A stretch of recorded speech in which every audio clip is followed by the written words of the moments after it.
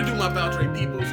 You already know what time it is. I told you I was coming back with another video, Candyman, but not the 2021 version. This is the 1992. I needed to clean up my palate. I wasn't really feeling the new version. If you didn't see my review from last time, here, whichever way it goes.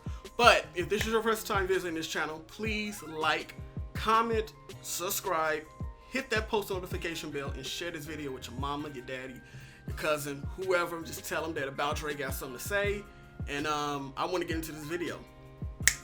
Candyman 1992, directed by Bernard Rose, written by Stephen Golan, and story by Clive Barker. Candyman 1992, for those who have never seen it, is pretty much about this lady who discovers or who learns about this myth or this urban legend of this person or this man called Candyman. She goes to the projects of Chicago, which is called Cabrini Green, and then she learns and she dives deep into this very real but scary being. Candyman 1992 stars Virginia Madsen as Helen and Tony Todd as Candyman.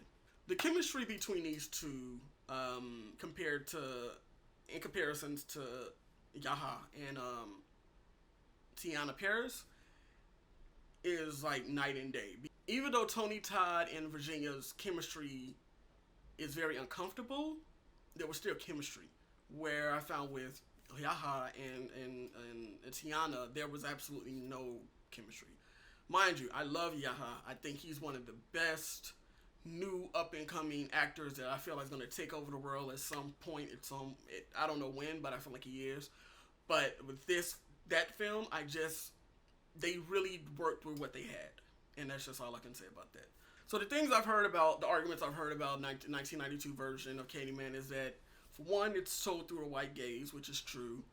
If Candyman was killed by white people, why does he kill black people as well? And also that there's a white savior complex or whatever as far as Virginia character, Helen.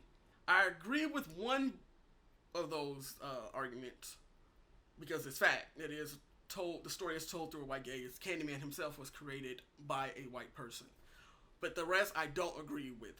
Candyman himself is a manifestation of black trauma, black pain, black oppression, and sometimes with that,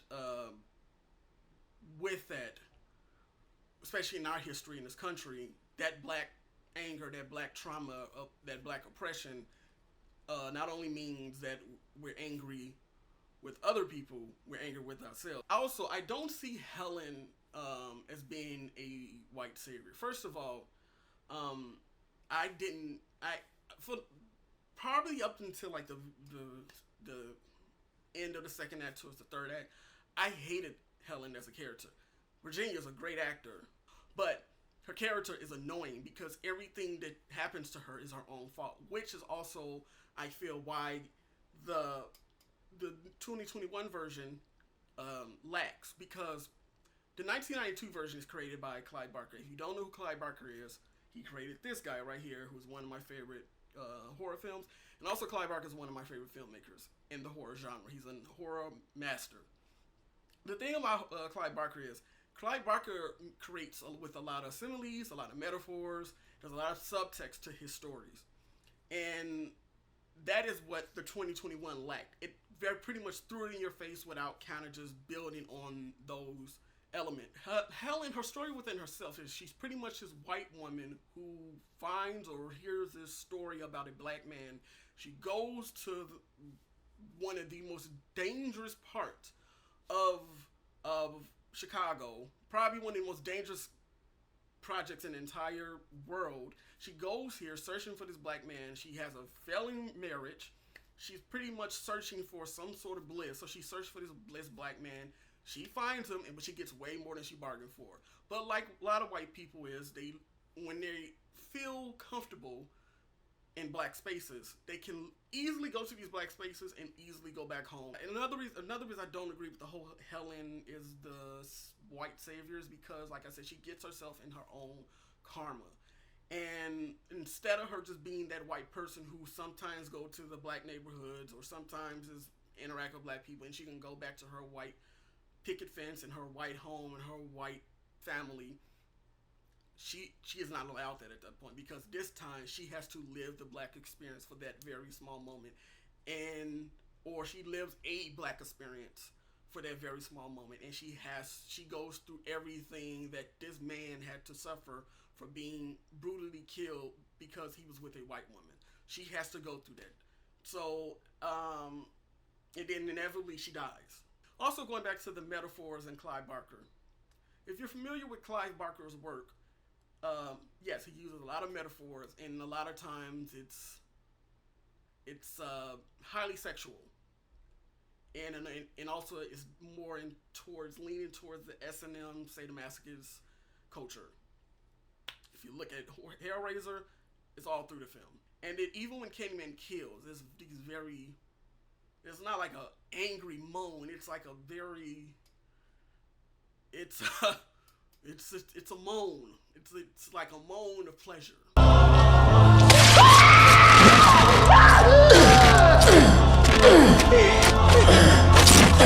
You know, and it's very, you can tell through post edit and ADR and all that stuff that they kind of amp up the moan too. Is like it's amplified.